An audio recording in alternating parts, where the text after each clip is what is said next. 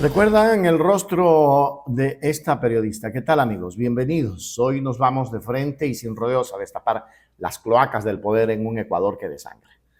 En este programa vamos a desglosar las brutales revelaciones de la activista informativa Eli Duque sobre el oscuro y aún impune asesinato de la periodista Mónica Silva, quien se atrevió a hurgar donde nadie más quería, poniendo en peligro su vida y en efecto la asesinaron. Ponemos bajo la lupa el testimonio de Consuelo Bowen Mansur, quien desnuda la violenta realidad de una capital tomada por el crimen organizado ante un gobierno que simplemente no responde. Y por si fuera poco, analizamos los demoledores reportajes del periodista Andrés Durán y la prensa internacional sobre los cargamentos de contaminación transnacional en las exportaciones de la empresa Noboa Trading, vinculada directamente a la familia del presidente Daniel Noboa.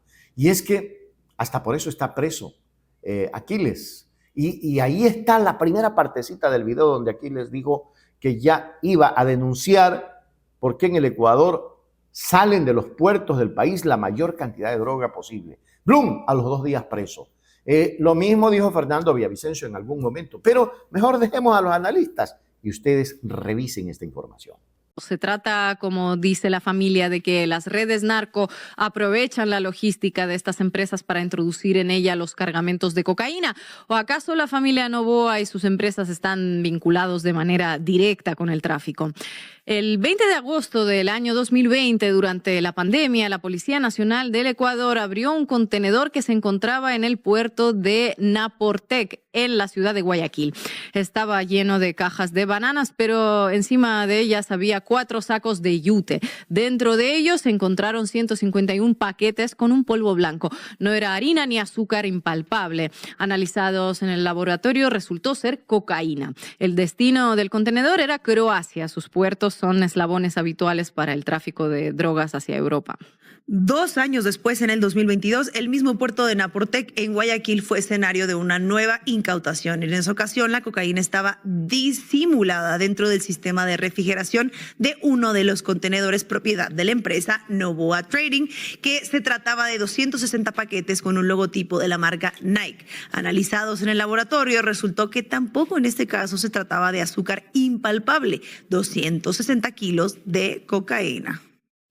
Otros 2 años más tarde, ya estamos en el 2024, y se repite la misma escena. Se produce una tercera incautación y nuevamente el escenario es el puerto de Naportec.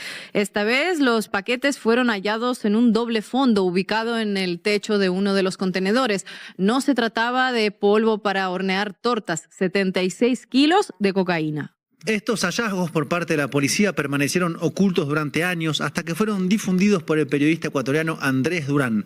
Luego de difundir la información, debió exiliarse tras recibir amenazas. La investigación, acompañada con la documentación de las causas judiciales, fue publicada por la revista colombiana Raya.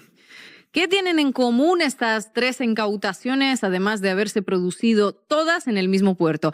Varias cositas. La primera de ellas es que en los 3 casos se trataba de contenedores de la empresa Noboa Trading. La segunda coincidencia es que en los 3 casos estaba involucrado este personaje, José Luis Rivera Vaquerizo. Fue el único detenido y se trata de un contratista que era el encargado de hacer el control antinarcóticos para la empresa bananera de los Noboa. Fue contratado por Roberto Ponce Noboa, primo del actual presidente y representante legal de la compañía bananera Noboa Trading.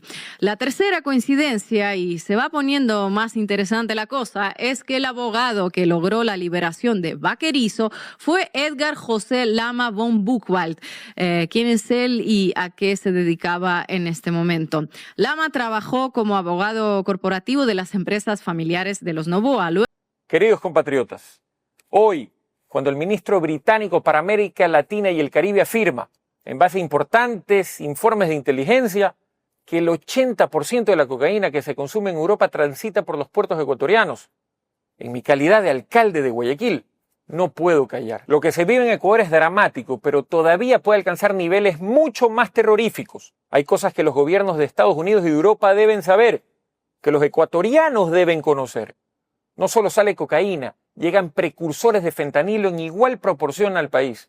Hoy aparecen delitos que hace pocos años no se veían en Quito. Extorsiones a comerciantes, amenazas con explosivos, asesinatos por encargo, bandas organizadas que operan con logística, con inteligencia, con armamento.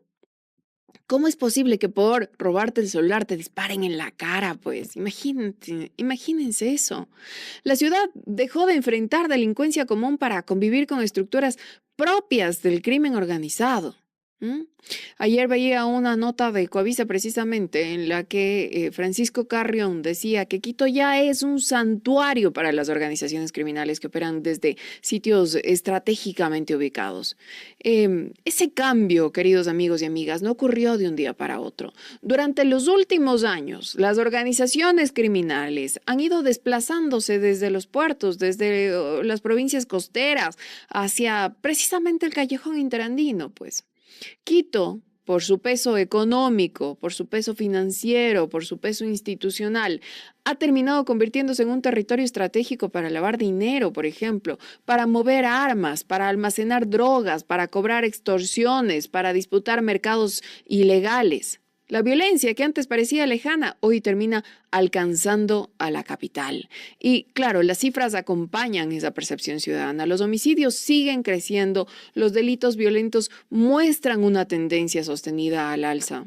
Insisto, el experto en seguridad, Francisco Carrión, advertía que este año la tasa de homicidio registra un incremento cercano al 22%, un indicador que refleja el deterioro de la capacidad estatal para contener al crimen organizado. No se trata solamente de una sensación de inseguridad. Los datos muestran que el problema se está agravando.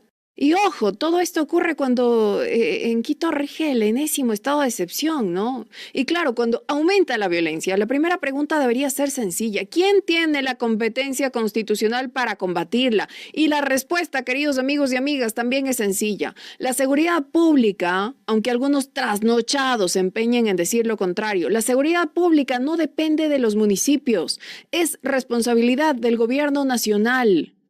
El gobierno nacional dirige la Policía Nacional, coordina los organismos de inteligencia, define la política criminal, administra la seguridad del Estado. Es el gobierno nacional, es el presidente Daniel Noboa, es el ministro John Reinberg, los llamados a dar soluciones a este infierno en el que se ha convertido no solamente la capital de los ecuatorianos, sino cada rincón de nuestro país. Cada vez quedan menos oasis a los que podamos ir con tranquilidad en este terruño, en este territorio.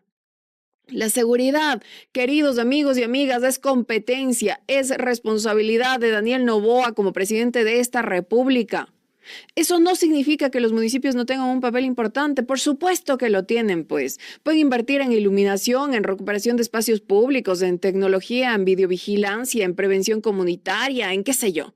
Todo eso ayuda, por supuesto, pero ninguna alcaldía puede desarticular bandas criminales, investigar organizaciones de narcotráfico o dirigir operaciones policiales. Esas son competencias exclusivas del Ejecutivo.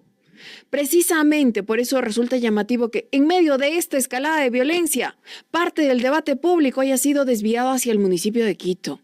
En lugar de concentrar la conversación en por qué la estrategia nacional no logra contener el avance del crimen.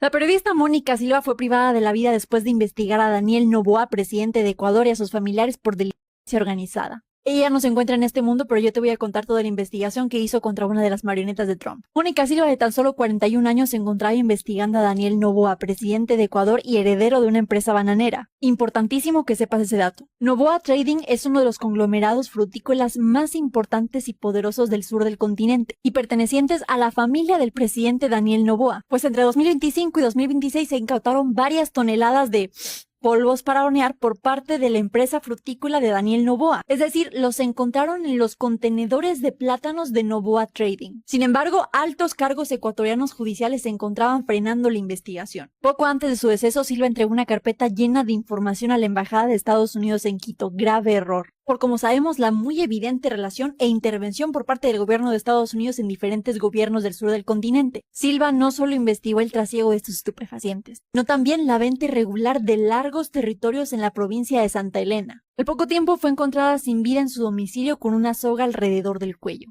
A pesar de que la hipótesis inicial había señalado que ella misma se había privado de la vida, la autopsia reveló que la causa de su deceso había sido por un traumatismo en el cráneo. Y aunque el gobierno de Polonia, de donde era originaria, como las Naciones Unidas han solicitado una investigación exhaustiva y transparente, la realidad es que no han habido avances en el caso. ¿Pero por qué te cuento yo todo esto? Pues porque el negocio no se detiene, tan es así que acaban de encontrar en Turquía toneladas de cajas de Bonita Banana, empresa de Novoa, llenas de polvos para hornear. Y ojo, no es ni el primero ni el segundo cargamento que decomisan en Turquía, es el 11º solamente en este país. Y desde entonces el gobierno de Novoa, muy caracterizado con un estilo de gobierno muy al estilo de Alessandra Rojo de la Vega o de Samuel García y Mariana Rodríguez, ya saben, al más puro estilo del marketing, represión política y lujos desmedidos, no han hecho ninguna declaración oficial. Ecuador es el país más peligroso del hemisferio occidental y tristemente se acaban de unir dos marionetas más del imperialismo a la gobernanza del sur del continente. No son gobernantes, son juniors tóxicos que creen que un país y su pueblo son simplemente una oficina más grande y un patio trasero. Ecuador se encuentra bajo el yugo opresor de un adicto, marioneta y criminal, mientras que a los activistas y periodistas se les persigue y se les caza, todo con la venia del Estado. Chulada. Basta de silencios oficiales y de mirar hacia otro lado. La realidad que nos exponen Eli Duque con Soboven y las investigaciones de Andrés Durán, además de la prensa internacional, nos demuestran que el periodismo libre hoy se juega la vida en cada palabra para que ustedes conozcan la verdad. La pregunta queda flotando y la respuesta la tienen ustedes en casa. ¿Hasta cuándo vamos a permitir que el poder económico y político camine de la mano con la impunidad mientras el pueblo pone los muertos? No se queden callados, compartan esta señal, compartan y rompan el cerco mediático. Dejen sus comentarios aquí abajo y suscríbanse ahora mismo.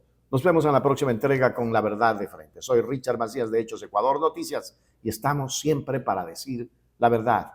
Esta ha sido Una Hora en la Noticia. En YouTube, Hechos Ecuador, dice la verdad. Hechos Ecuador, suscríbete ya. Hechos Ecuador, suscríbete ya. Hechos Ecuador, la verdad está ahí.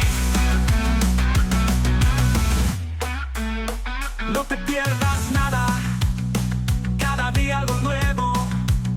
Conéctate al canal y mantente informado. Siempre estamos aquí para darte lo mejor. Hechos Ecuador, claro, la verdad sin temor. Hechos Ecuador.